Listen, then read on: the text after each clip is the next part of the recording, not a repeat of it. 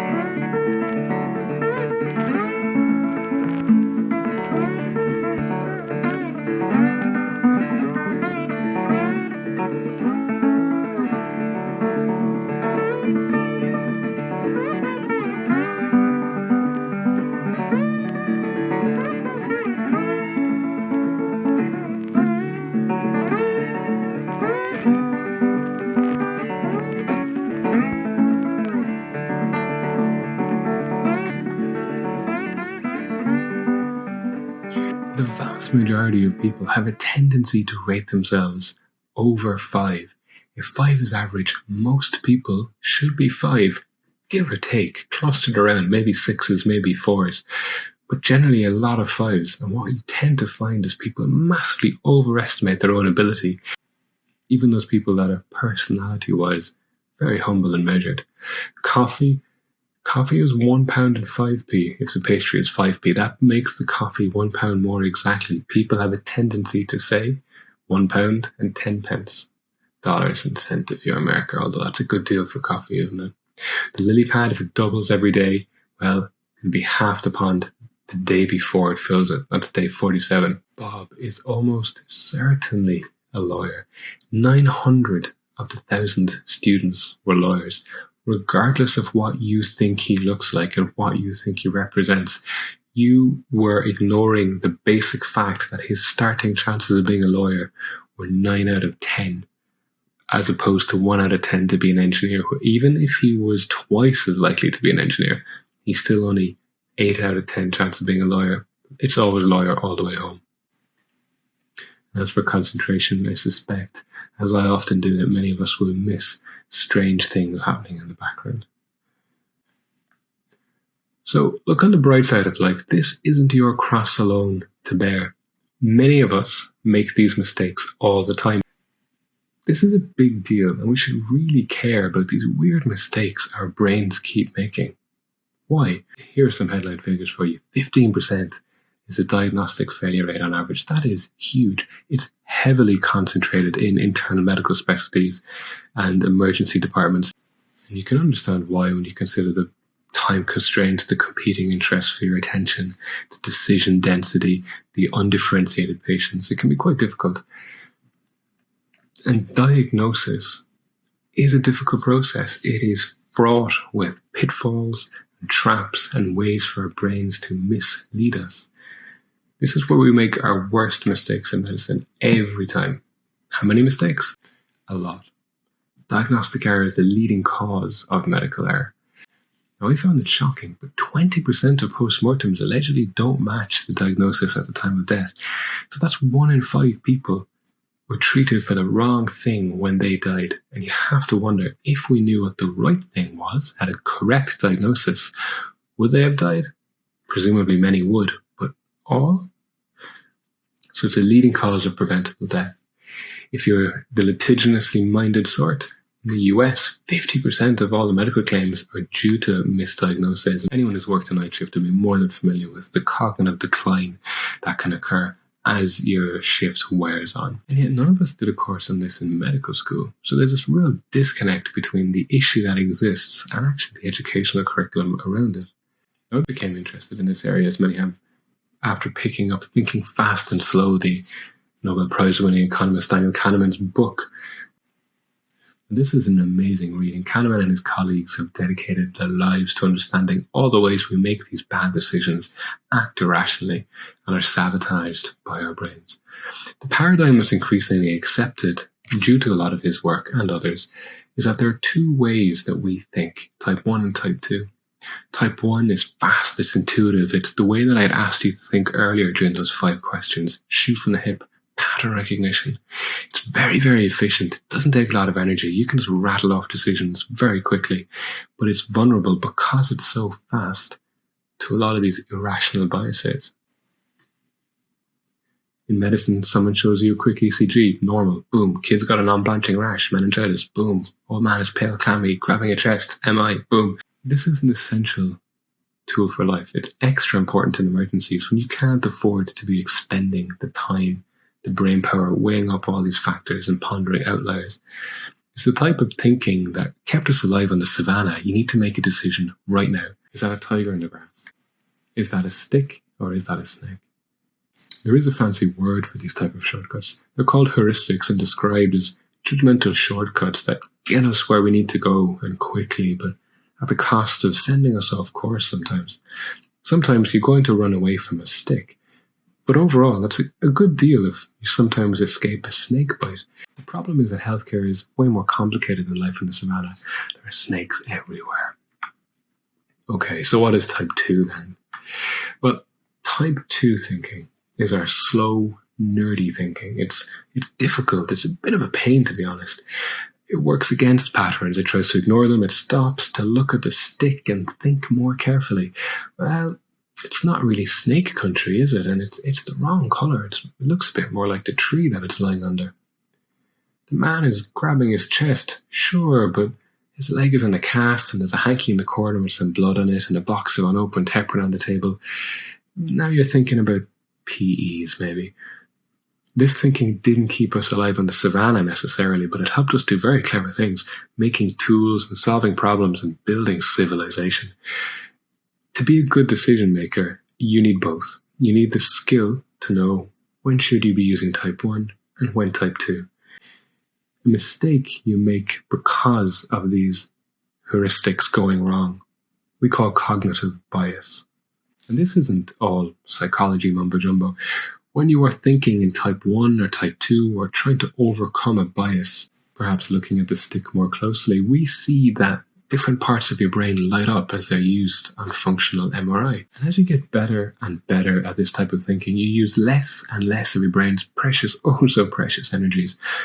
Experts can be so good at decision making based on their patterns that they're just cruising around in type 1 all day, whereas the new person, fresh in the door, is drowning in all the complexity. They're always in type 2. They're exhausted from all the work.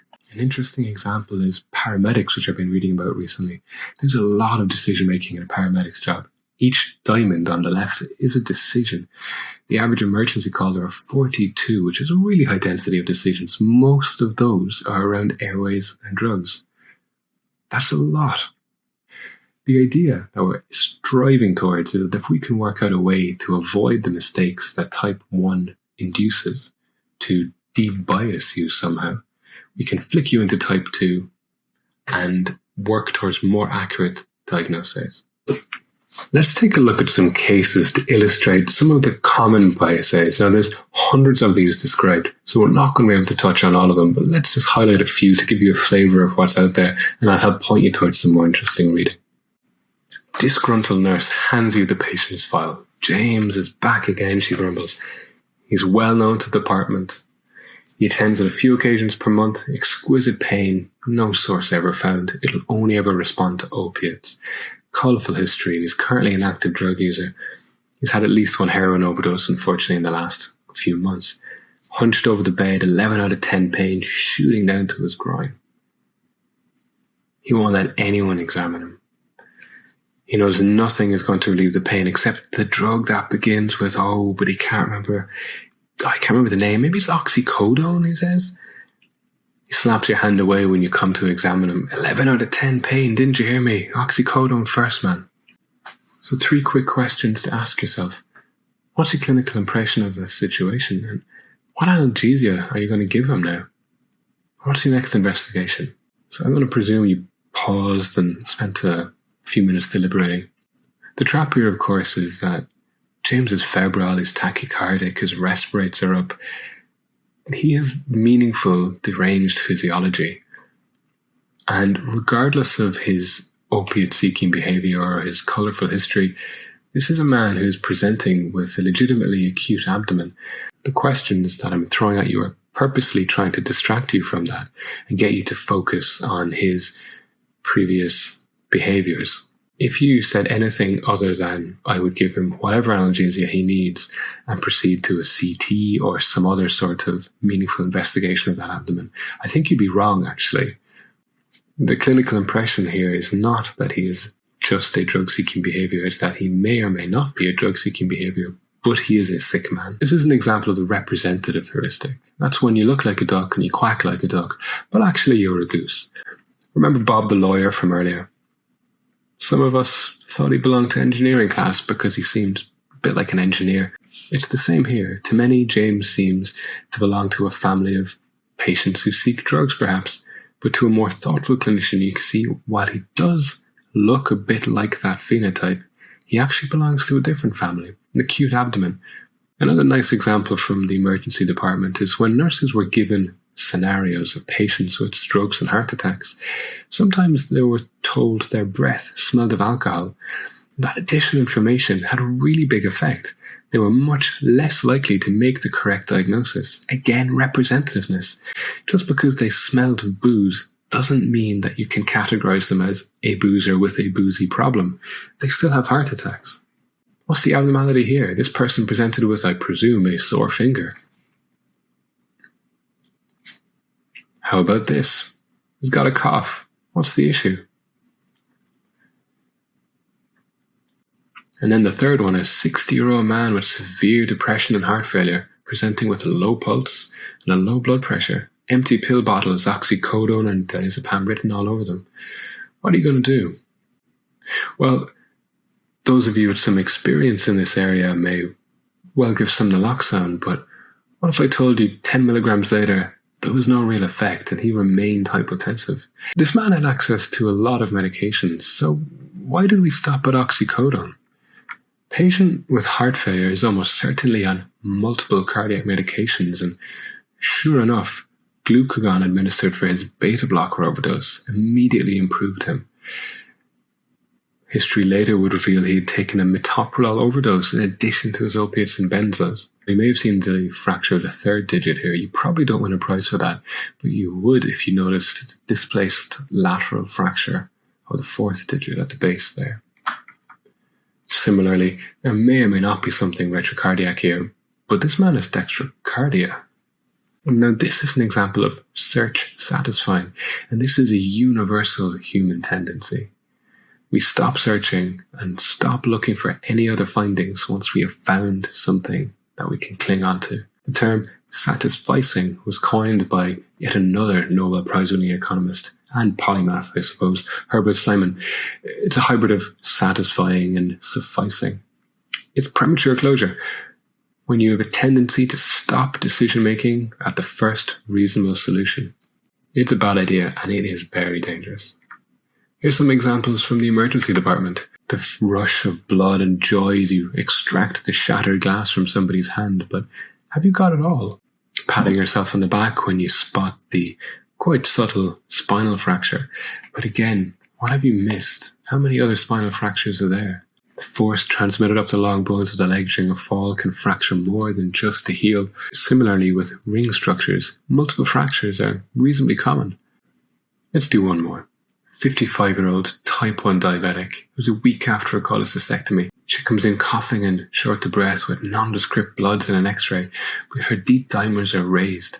The respiratory team have accepted her to query PE, and they are warming up the CT machine as you speak. You've already given her dalteparin because you're a great soldier.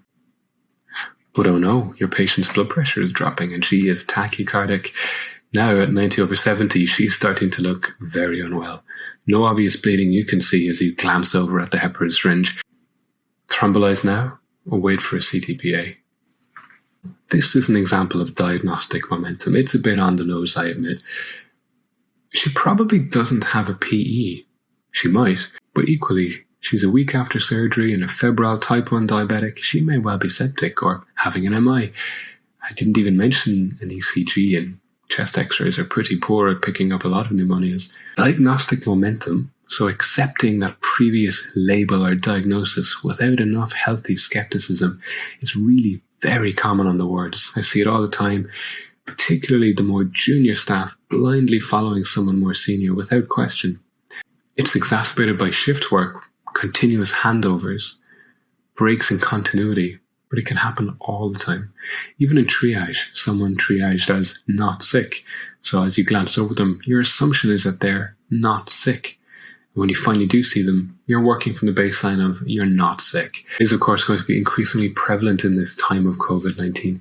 When everyone's got COVID-19, how could anyone possibly have anything else? Big bad pharma is knocking on the door trying to sell you a pill. Antibiotic A, unpleasant side effects. 1 in 50 patients die, but it is so cheap. Antibiotic B, much better side effects and 95% survival. However, it's really expensive and it's £300 a dose. Which are you going to give to your patient? You've got 4 seconds to decide. Which are you going to give? If you chose anything other than antibiotic A, you fell for the framing bias. Reconsider. 1 in 50 patients dying means that 2.5% died. In contrast, antibiotic B, 95% survival means 5% of patients died. Twice as many patients died with antibiotic B. With framing it as dying and 1 in 50, it anchors your mind in the negative quality of that. Focusing then on the cost differential tries to reframe that entire argument around something that isn't actually relative. Only a crazy person would take a drug that was going to give them twice the chance of dying.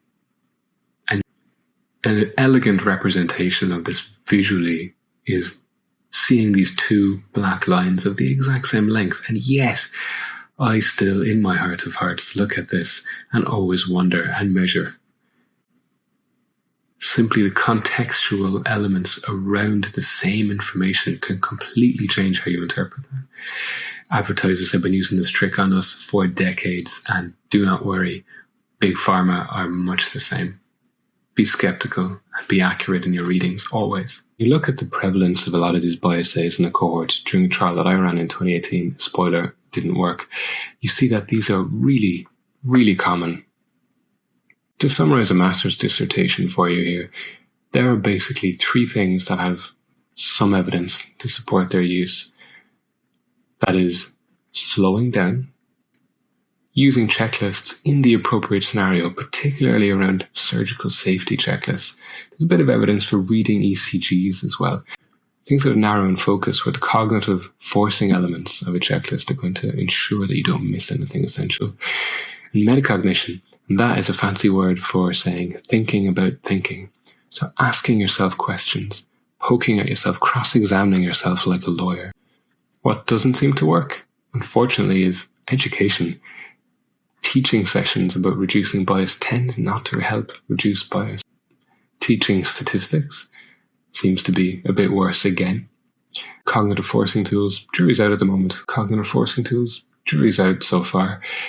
Cognitive forcing tool / checklist hybrid that I attempted to use and still do use, I think it's not bad, is the mnemonic SLOW.